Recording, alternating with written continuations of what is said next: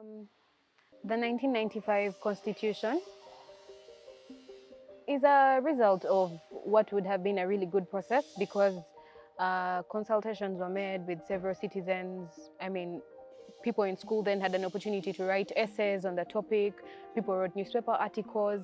Different memoranda were made by different stakeholders.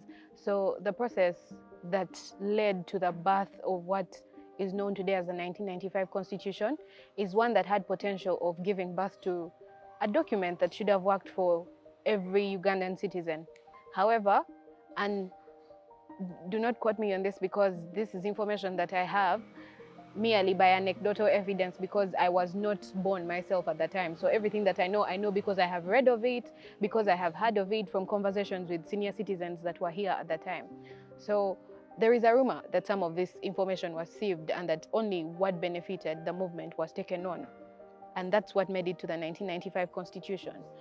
And different pressure groups were involved in the making of the Constitution. Women, for example, were at the forefront of the making of the Constitution, and they bargained for several things that would benefit women in Uganda today. However, one may say that what we got was a raw bargain because we pushed so much as women. And I say we because, I mean, what women did then, what we are doing as women now, and what women in future will do at the end of the day will be summed as the role of women.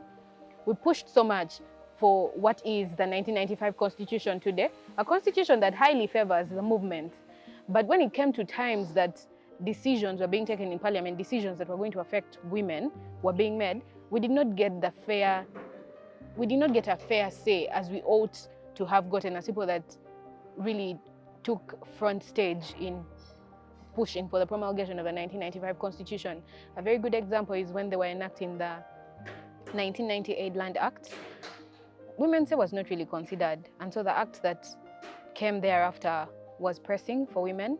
So one could say that the decisions we made then in 1995 had come back to haunt us now because the people that were in power were not concerned about what benefits us anymore.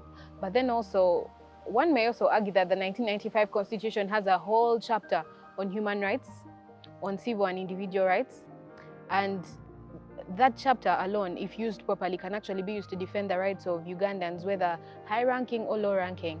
The Chapter 4 of the Constitution clearly states which rights are derogable, and those are rights that cannot be infringed upon no matter what. And it also, the rights that can be infringed upon if it's for the good of society, and then there are the non-derogable rights, which are rights that should be protected at all costs.